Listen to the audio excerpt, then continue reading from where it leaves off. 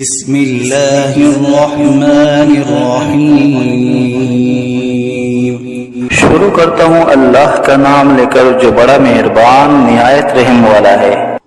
یاسین والقرآن الحکیم انک لمن المرسلین علی صراط مستقیم۔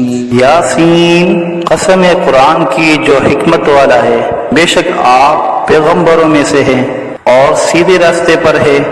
تنزیل العزیز الرحیم لتنذر قوما ما انذر آباؤهم فهم غافلون۔ یہ قرآن خدائے زبردست مہربان کی طرف سے نازل کیے گیا ہے کہ آپ پہلے ایسے لوگوں کو ڈرائے کہ جن کے باپ دادا نہیں ڈرائے گئے تھے، سو اسی سے یہ بے خبر ہے۔ لقد حق القول على أكثرهم فهم لا يؤمنون إنا جعلنا في أعناقهم أغلالا فهي إلى الأذقان فهم مقمحون۔ ان میں سے اکثر لوگوں پر بات یعنی قضاء الہی ثابت ہو چکی ہے، سو یہ لوگ ہرگز ایمان نہ لائیں گے۔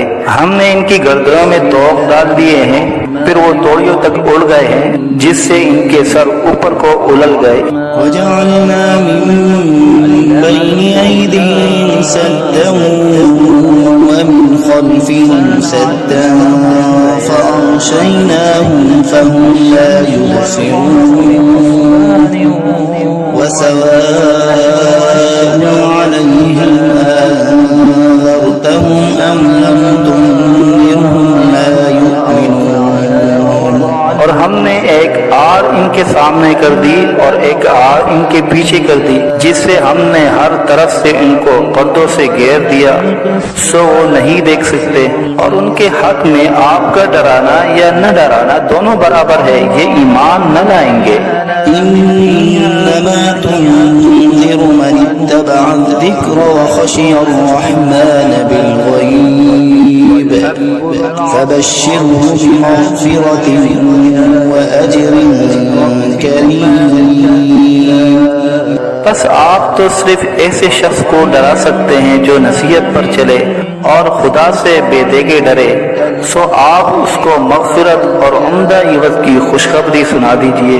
إنا نحن نحيي الموتى ونكتب ما قدموا وآثارهم وكل شيء أحصيناه في إمام مبين۔ بے شک ہم مردوں کو زندہ کریں گے اور ہم لکھتے چلے جاتے ہیں وہ اعمال بھی جن کو لوگ آگے بھیجے جاتے ہیں اور ان کے وہ اعمال بھی جن کو پیچھے چھوڑ جاتے ہیں، اور ہم نے ہر چیز کو ایک واضح کتاب میں ضبط کر دیا ہے۔ واضرب لهم مثلا أصحاب القرية إذ جاءها المرسلون إذ أرسلنا إليهم اثنين فكذبوهما فعززنا بثالث فقالوا إنا إليكم مرسلون۔ اور آپ ان کے سامنے ایک قصہ یعنی ایک بستی والوں کا قصہ اس وقت کا بیان کیجئے جبکہ اس بستی میں کئی رسول آئے، یعنی جبکہ ہم نے ان کے پاس اول دو کو بھیجا، سو ان لوگوں نے اول دونوں کو جھوٹا بتلایا، پھر تیسرے رسول سے تائید کی، سو ان تینوں نے کہا کہ ہم تمہارے پاس بھیجے گئے ہیں۔ قالوا ما أنتم إلا بشر مثلنا وما أنزل الرحمن من شيء إن أنتم إلا تكذبون۔ قالوا ربنا يعلم إنا إليكم لمرسلون وما علينا إلا البلاغ ان لوگوں نے کہا کہ تم تو ہماری طرح محض معمولی آدمی ہو اور خدائے رحمان نے تو کوئی چیز نازل ہی نہیں کی، تم واضح جھوٹ بولتے ہو۔ ان رسولوں نے کہا کہ ہمارا پروردگار جانتا ہے کہ بے شک ہم تمہارے پاس بھیجے گئے ہیں، غرض یہ کہ ہم اپنا کام کر چلے، تم مانو یا نہ مانو، اور ہمارے ذمہ تو صرف واضح طور پر حکم کا پہنچا دینا تھا۔ قالوا إنا تطيرنا بكم لئن لم تنتهوا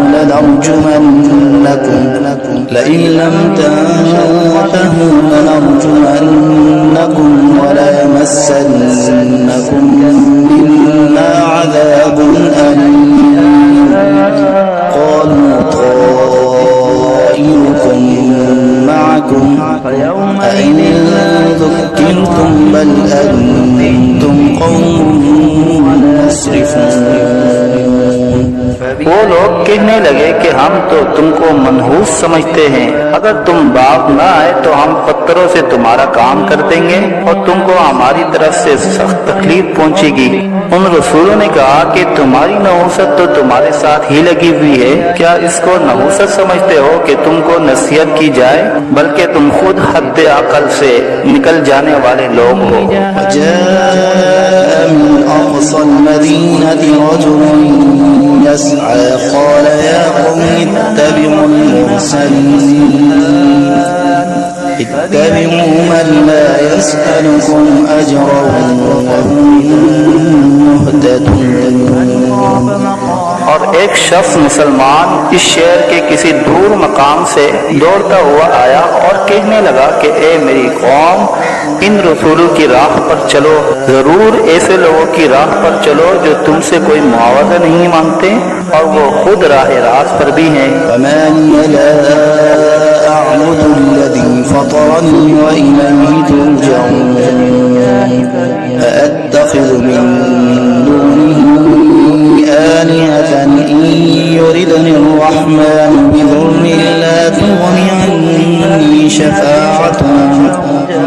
لا تغني عني شفاعتهم شيئا ولا ينقذون إني إذا لفي ضلال مبين۔ اور میرے پاس کون سا عذر ہے کہ میں اس معبود کی عبادت نہ کروں جس نے مجھے پیدا کیا ہے اور تم سب کو اسی کے پاس لوٹ کر جانا ہے؟ کیا میں خدا کو چھوڑ کر اور ایسے ویسے معبود قرار دے لوں کہ اگر خدائے رحمان مجھ کو تکلیف پہنچانا چاہے تو نہ ان معبودوں کی سفارش میرے کام آئے اور نہ وہ مجھ کو چھڑا سکے؟ اگر میں ایسا کروں تو صریح گمراہی میں جا پڑا۔ إني آمنت بربكم فاسمعون قيل ادخل الجنة قال يا ليت قومي يعلمون بما غفر لي ربي وجعلني من المكرمين۔ میں تو تمہارے پروردگار پر ایمان لا چکا، سو تم بھی میری بات سن لو۔ ارشاد ہوا جا جنت میں داخل ہو۔ کہنے لگا کہ کاش میری قوم کو یہ بات معلوم ہو جاتی کہ میرے پروردگار نے مجھ کو بخش دیا اور مجھ کو عزت داروں میں شامل کیا۔ وما أنزلنا على قومه من بعده من جند من السماء وما كنا منزلين إن كانت إلا صيحة واحدة فإذا هم خامدون۔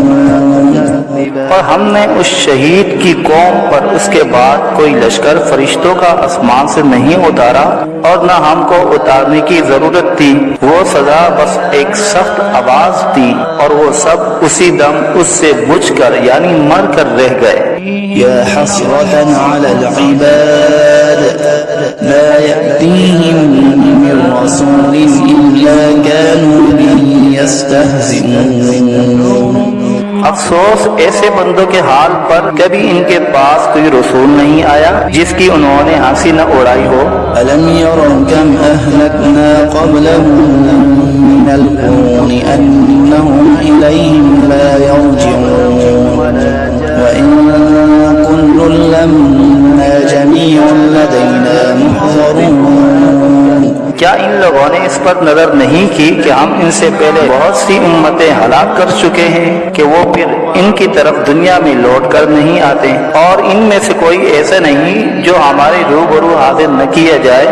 وآية لهم الأرض الميتة أحييناها وأخرجنا منها حبا فمنه يأكلون وجعلنا فيها جنات من نخيل وأعناب وفجرنا فيها من العيون ليأكلوا من ثمره وما عملته أيديهم أفلا يشكرون۔ اور ایک نشانی ان لوگوں کے لیے مردہ زمین میں ہے، ہم نے اس کو بارش سے زندہ کیا ہے، اور ہم نے اس سے غلے نکالے سو ان میں سے لوگ کھاتے ہیں، اور نیز ہم نے اس میں کھجوروں اور انگوروں کے باغ لگائے، اور نیز اس میں چشمے جاری کیے تاکہ لوگ باغ کے پھلوں سے کھائے، اور اس پھل اور غلے کو ان کے ہاتھوں نے نہیں بنایا سو کیا شکر نہیں کرتے۔ سبحان الذي خلق الأزواج كلها مما تنبت الأرض ومن أنفسهم ومما لا يعلمون۔ وہ پاک ذات ہے جس نے تمام مقابل قسموں کو پیدا کیا، نباتات زمین کی قبیل سے بھی اور خود ان انسانوں میں سے بھی اور ان چیزوں میں سے بھی جن کو عام لوگ نہیں جانتے۔ وآية لهم الليل نسلخ منه النهار فإذا هم مظلمون والشمس تجري لمستقر لها ذلك تقدير العزيز العليم والقمر قدرناه منازل حتى عاد كالعرجون القديم۔ اور ایک نشانی ان لوگوں کے لیے رات ہے کہ ہم اس رات پر سے دن کو اتار لیتے ہیں سو یکایک وہ لوگ اندھیرے میں رہ جاتے ہیں، اور ایک نشانی آفتاب ہے کہ وہ اپنے ٹھکانے کی طرف چلتا رہتا ہے۔ یہ اندازہ بندہ ہوا ہے اس خدا کا جو زبردست علم والا ہے، اور چاند کے لیے منزل مقرر کی یہاں تک کہ ایسا رہ جاتا ہے جیسے کھجور کی پرانی ٹہنی۔ الشمس ينبغي لها أن تدرك القمر ولا الليل سابق النهار وكل في فلك يسبحون۔ نہ آفتاب کی مجال ہے کہ چاند کو جا پکڑے، اور نہ رات دن سے پہلے آ سکتی ہے، اور دونوں ایک دائرے میں تیر رہے ہیں۔ وآية لهم أنا حملنا ذريتهم في الفلك المشحون وخلقنا لهم من مثله ما يركبون وإن نشأ نغرقهم فلا صريخ لهم ولا هم ينقذون۔ اور ایک نشانی ان کے لیے یہ ہے کہ ہم نے ان کی اولاد کو بری ہوئی کشتی میں سوار کیا، اور ہم نے ان کے لیے کشتی ہی جیسی ایسی چیزیں پیدا کی جن پر یہ لوگ سوار ہوتے ہیں، اگر ہم چاہے تو ان کو غرق کر دیں، پھر نہ تو کوئی ان کا فریاد رس ہو اور نہ یہ خلاصی دیے جائے۔ إلا رحمة منا ومتاعا إلى حين وإذا قيل لهم اتقوا ما بين أيديكم وما خلفكم لعلكم ترحمون وما تأتيهم من آية من آيات ربهم إلا كانوا عنها معرضين وإذا قيل لهم أنفقوا مما رزقكم الله قال الذين كفروا للذين آمنوا أنطعم من لو يشاء الله أطعمه إن أنتم إلا في ضلال مبين۔ مگر یہ ہماری ہی مہربانی ہے، اور ان کو ایک وقت معین تک فائدہ دینا منظور ہے۔ اور جب ان لوگوں سے کہا جاتا ہے کہ تم لوگ اس عذاب سے ڈرو جو تمہارے سامنے ہے اور جو تمہارے مرے پیچھے ہے تاکہ تم پر رحمت کی جائے، تو وہ اصلاً پرواہ نہیں کرتے، اور ان کے رب کی آیتوں میں سے کوئی آیت بھی ان کے پاس ایسی نہیں کہ جس سے وہ اعراض نہ کرتے ہو۔ اور جب ان سے کہا جاتا ہے کہ اللہ نے جو کچھ تم کو دیا ہے اس میں سے خرچ کرو، تو یہ کفار ان مسلمانوں سے یوں کہتے ہیں کہ ہم ایسے لوگوں کو کھانے کو دیں جن کو اگر خدا چاہے تو بہتر کچھ کھانے کو دے دے، تم صریح غلطی میں پڑے ہو۔ ويقولون متى هذا الوعد إن كنتم صادقين ما ينظرون إلا صيحة واحدة تأخذهم وهم يخصمون فلا يستطيعون توصية ولا إلى أهلهم يرجعون. اور یہ لوگ بطور انکار کہتے ہیں کہ یہ وعدہ کب ہوگا اگر تم سچے ہو. یہ لوگ بس ایک سخت آواز کے منتظر ہیں جو ان کو پکڑ لے گی اور وہ سب باہم جگڑ رہے ہوں گے. سو نہ تو وصیت کرنے کی فرصت ہوگی اور نہ اپنے گھر والوں کے پاس لوٹ کر جا سکیں گے. ونفخ في الصور فإذا هم من الأجداث إلى ربهم ينسلون قالوا يا ويلنا من بعثنا من مرقدنا هذا ما وعد الرحمن وصدق المرسلون إن كانت إلا صيحة واحدة فإذا هم جميع لدينا محضرون. اور پھر دوبارہ سور پھونکا جائے گا سو وہ سب یکا یک قبروں سے نکل کر اپنے رب کی طرف جلدی جلدی چلنے لگیں گے. کہیں گے ہائے ہماری کم بختی، ہم کو قبروں سے کس نے اٹھا دیا. یہ وہی قیامت ہے جس کا ہم سب سے رحمان نے وعدہ کیا تھا اور پیغمبر سچ کہتے تھے. بس وہ ایک زور کی آواز ہوگی جس سے یکایک سب جمع ہو کر ہمارے پاس حاضر کر دیے جائیں گے. فاليوم لا تظلم نفس شيئا ولا تجزون إلا ما كنتم تعملون إن أصحاب الجنة اليوم في شغل فاكهون هم وأزواجهم في ظلال على الأرائك متكئون لهم فيها فاكهة ولهم ما يدعون سلام قولا من رب رحيم. پھر اس دن کسی شخص پر ذرا ظلم نہ ہوگا اور تم کو بس انہی کاموں کا بدلہ ملے گا جو تم کیا کرتے تھے. اہل جنت بے شک اس دن اپنے مشغلوں میں خوش دل ہوں گے. وہ اور ان کی بیویاں سایوں میں تختوں پر تکیہ لگائے بیٹھے ہوں گے. ان کے لیے وہاں ہر طرح کے میوے ہوں گے اور جو کچھ مانگیں گے ان کو ملے گا. ان کو پروردگار کی طرف سے سلام فرمایا جائے گا.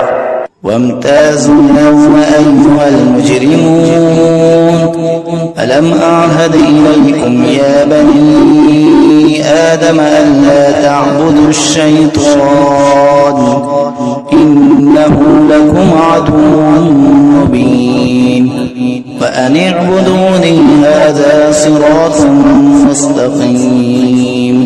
اور اے مجرموں آج اہل ایمان سے الگ ہو جاؤ. اے اولاد آدم کیا میں نے تم کو تاکید نہیں کر دی تھی کہ تم شیطان کی عبادت نہ کرنا؟ وہ تمہارا صریح دشمن ہے اور یہ کہ میری ہی عبادت کرنا یہی سیدھا راستہ ہے.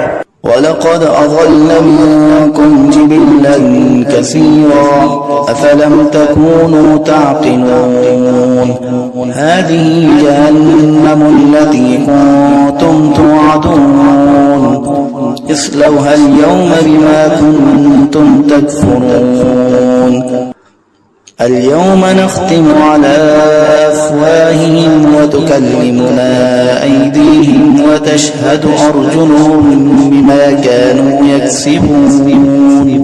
اور وہ شیطان تم میں ایک کثیر مخلوق کو گمراہ کر چکا ہے. سو کیا تم نہیں سمجھتے تھے؟ یہ جہنم ہے جس کا تم سے وعدہ کیا جایا کرتا تھا. آج اپنے کفر کے بدلے میں اس میں داخل ہو. آج ہم ان کے منہ پر مہر لگا دیں گے اور ان کے ہاتھ سے کلام کریں گے اور ان کے پاؤں شہادت دیں گے جو کچھ یہ لوگ کیا کرتے تھے. وَلَوْ نَشَاءُ لَطَمَسْنَا عَلَىٰ أَعْيُنِهِمْ فَاسْتَبَقُوا الصِّرَاطَ فَأَنَّىٰ يُبْصِرُونَ وَلَوْ نَشَاءُ لَمَسَخْنَاهُمْ عَلَىٰ مَكَانَتِهِمْ فَمَا اسْتَطَاعُوا مُضِيًّا وَلَا يَرْجِعُونَ وَمَن نُّعَمِّرْهُ نُنَكِّسْهُ فِي الْخَلْقِ أَفَلَا يَعْقِلُونَ. اور اگر ہم چاہتے تو دنیا ہی میں ان کی آنکھوں کو ملیا میٹ کر دیتے، پھر یہ راستے کی طرف دوڑتے پھرتے سو ان کو کہاں نظر آتا، اور اگر ہم چاہتے تو ان کی صورتیں بدل ڈالتے اس حالت سے کہ یہ جہاں ہے وہیں رہ جاتے، جس سے یہ لوگ نہ آگے چل سکتے اور نہ پیچھے کو لوٹ سکتے، اور ہم جس کی زیادہ عمر کر دیتے ہیں تو اس کو تبھی حالت میں الٹا کر دیتے ہیں، سو کیا وہ لوگ نہیں سمجھتے؟ وما علمناه الشعر وما ينبغي له إن هو إلا ذكر وقرآن مبين لينذر من كان حيا ويحق القول على الكافرين۔ اور ہم نے آپ کو شاعری کا علم نہیں دیا اور وہ آپ کے شاعر شان ہی نہیں، وہ تو محض نصیحت کا مضمون اور ایک آسمانی کتاب ہے جو احکام کی ظاہر کرنے والی ہے، تاکہ ایسے شخص کو ڈرائے جو زندہ ہو اور تاکہ کافروں پر عذاب کی حجت ثابت ہو جائے۔ أولم يروا أنا خلقنا لهم مما عملت أيدينا أنعاما فهم لا مالكون وذللناها لهم فمنها ركوبهم ومنها يأكلون ولهم فيها منافع ومشارب أفلا يشكرون۔ کیا ان لوگوں نے اس پر نظر نہیں کی کہ ہم نے ان کے نفع کے لیے اپنے ہاتھ کی سخت چیزوں میں سے مویشی پیدا کیے، پھر یہ لوگ ان کے مالک بن رہے ہیں، اور ہم نے ان مویشی کو ان کا تابع بنا دیا، سو ان میں بعضیں تو ان کی سواریاں ہیں اور بعض کو وہ کھاتے ہیں، اور ان میں ان لوگوں کے لیے اور بھی نفع ہے اور پینے کی چیزیں بھی ہے، یعنی دودھ، سو کیا یہ لوگ شکر نہیں کرتے؟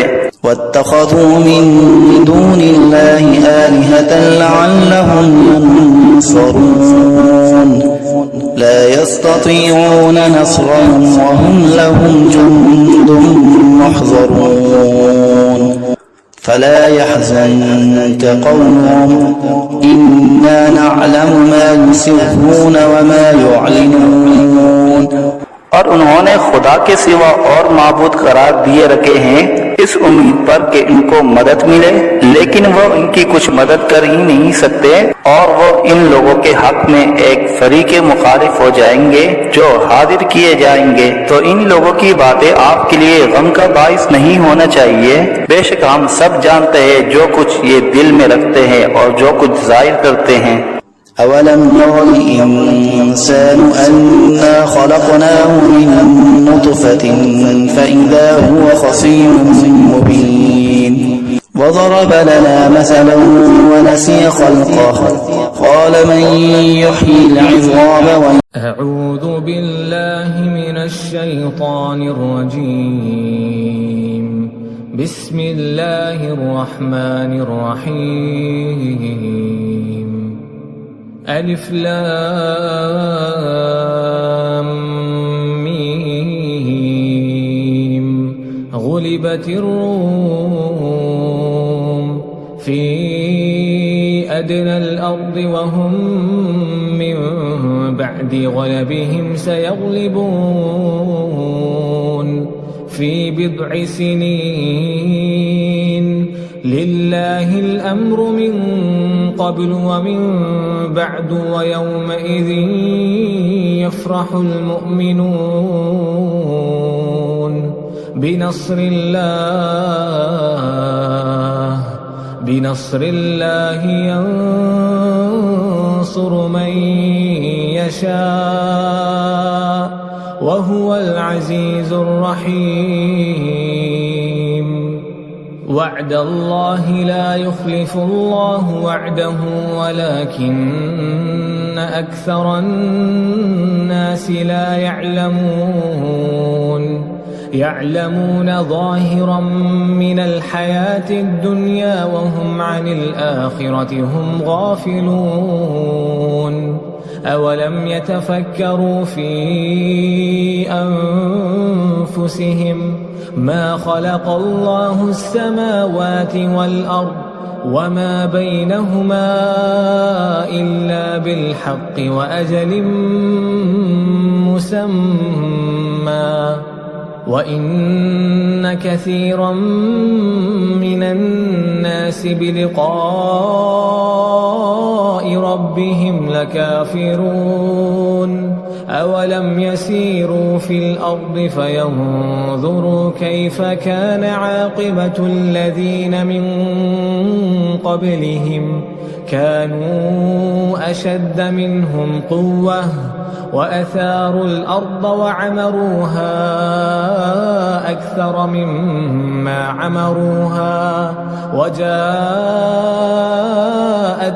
رسلهم بالبينات فما كان الله ليظلمهم ولكن كانوا أنفسهم يظلمون ثم كان عاقبة الذين أساءوا السوء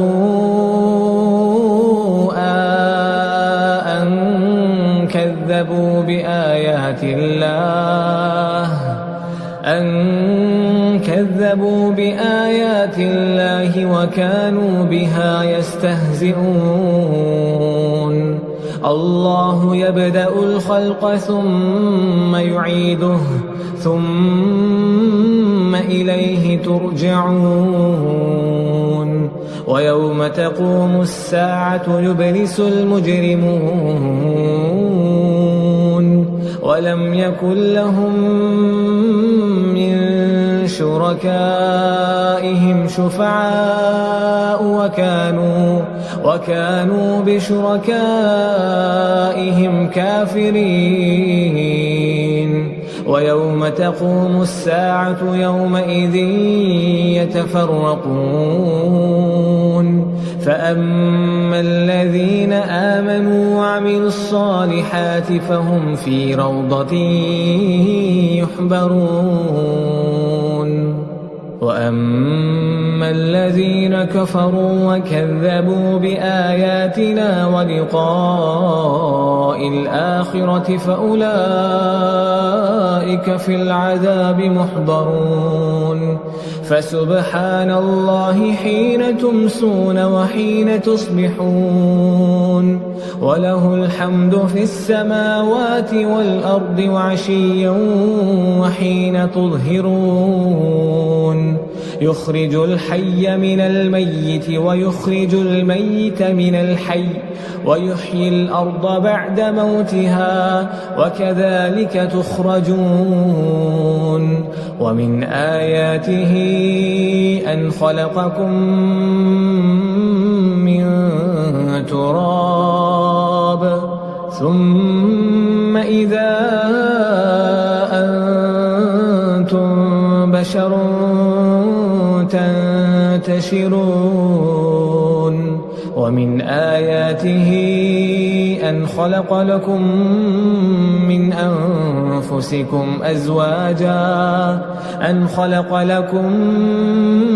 من أنفسكم أزواجا لتسكنوا إليها وجعل بينكم مودة ورحمة إن في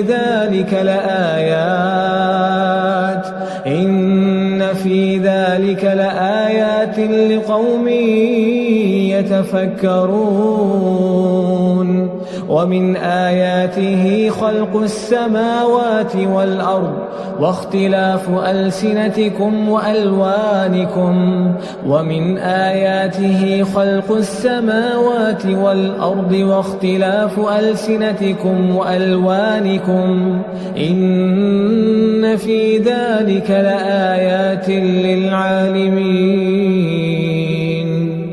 ومن آياته منامكم بالليل والنهار وابتغاؤكم من فضله إن في ذلك لآيات لقوم يسمعون ومن آياته يريكم البرق خوفا وطمعا وينزل من السماء ماء فيحيي به الأرض بعد موتها إن في ذلك لآيات لقوم يعقلون ومن آياته أن تقوم السماء والأرض بأمره ثم إذا دعاكم دعوة من الأرض إذا أنتم تخرجون وله من في السماوات والأرض كل له قانتون وهو الذي يبدأ الخلق ثم يعيده وهو أهون عليه وله المثل الأعلى في السماوات والأرض وهو العزيز الحكيم ضرب لكم مثلا من أنفسكم هل لكم مما ملكت أيمانكم من شركاء فيما رزقناكم فأنتم فيه سواء تخافونهم كخيفتكم أنفسكم كذلك نفصل الآيات لقوم يعقلون بل اتبع الذين ظلموا أهواءهم بغير علم فمن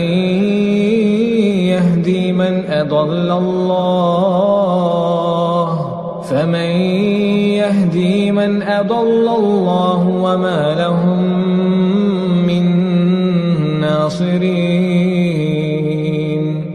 فأقم وجهك للدين حنيفا فطرة الله التي فطر الناس عليها لا تبديل لخلق الله ذلك الدين القيم ولكن أكثر الناس لا يعلمون منيبين إليه واتقوه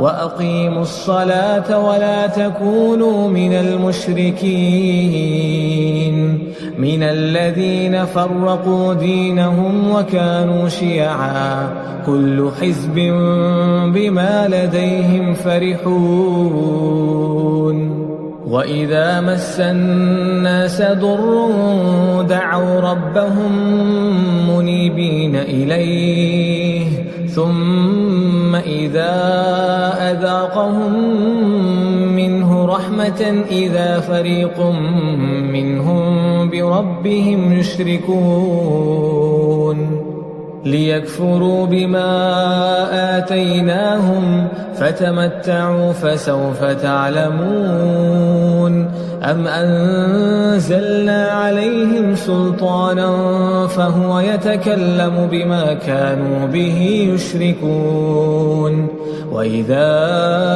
أذقنا الناس رحمة فرحوا بها وإن تصبهم سيئة بما قدمت أيديهم إذا هم يقنطون أولم يروا أن الله يبسط الرزق لمن يشاء ويقدر إن في ذلك لآيات لقوم يؤمنون فآت ذا القربى حقه والمسكين وابن السبيل ذلك خير للذين يريدون وجه الله وأولئك هم المفلحون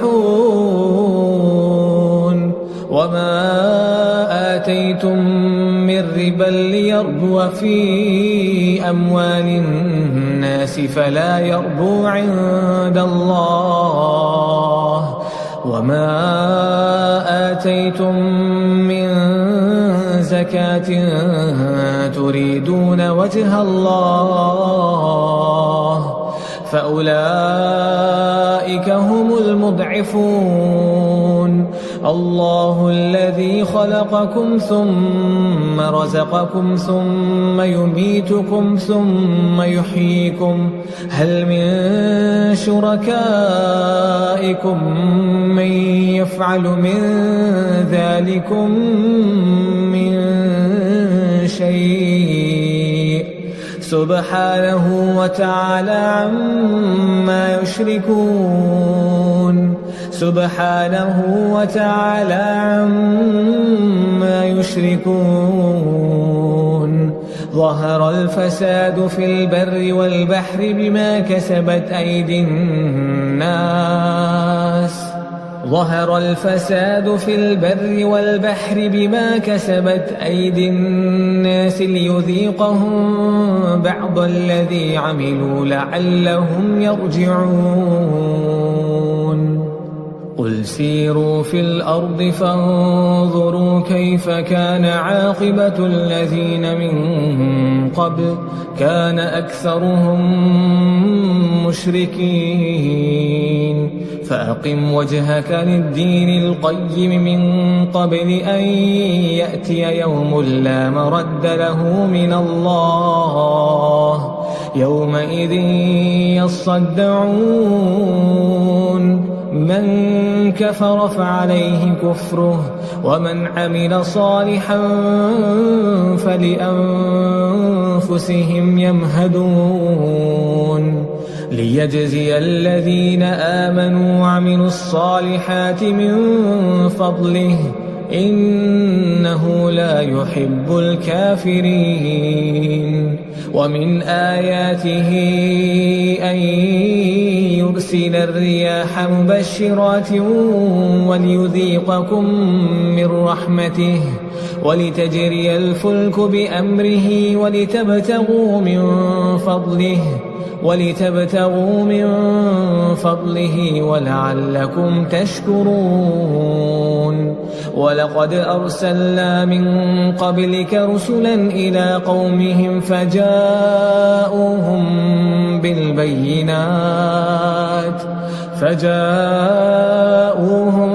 بالبينات فانتقمنا من الذين أجرموا وكان حقا علينا نصر المؤمنين. الله الذي يرسل الرياح فتثير سحابا فيبسطه في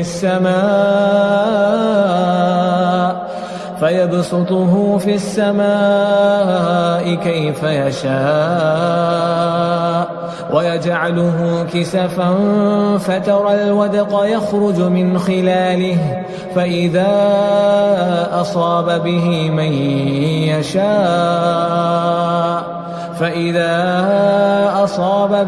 من يشاء من عباده إذا هم يستبشرون. وإن كانوا من قبل أن ينزل عليهم من قبله لمبلسين.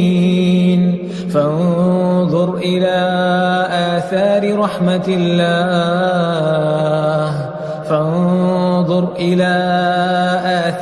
رحمة الله كيف يحيي الأرض بعد موتها إن ذلك لمحيي الموتى وهو على كل شيء قدير. ولئن أرسلنا ريحا فرأوه مصفرا لظلوا من بعده يكفرون.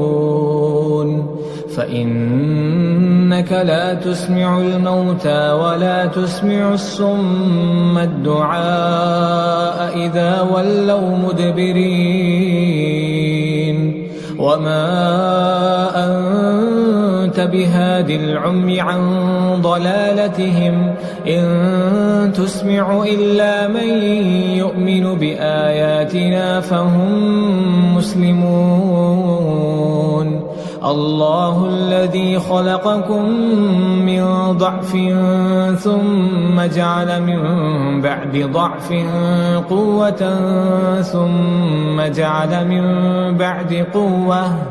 ثم جعل من بعد قوة ضعفا وشيبة يخلق ما يشاء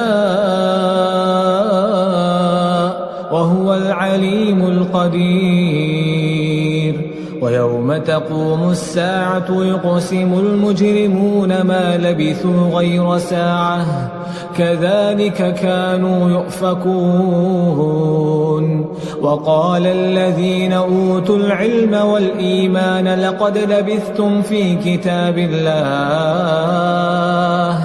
لقد لبثتم في كتاب الله إلى يوم البعث فهذا يوم البعث ولكنكم كنتم لا تعلمون فيومئذ لا ينفع الذين ظلموا معذرتهم ولا هم يستعتبون ولقد ضربنا للناس في هذا القرآن من كل مثل ولئن جئتهم بآية ليقولن الذين كفروا إن أنتم إلا مبطلون كذلك يطبع الله على قلوب الذين لا يعلمون فاصبر إن وعد الله حق ولا يستخفنك الذين لا يوقنون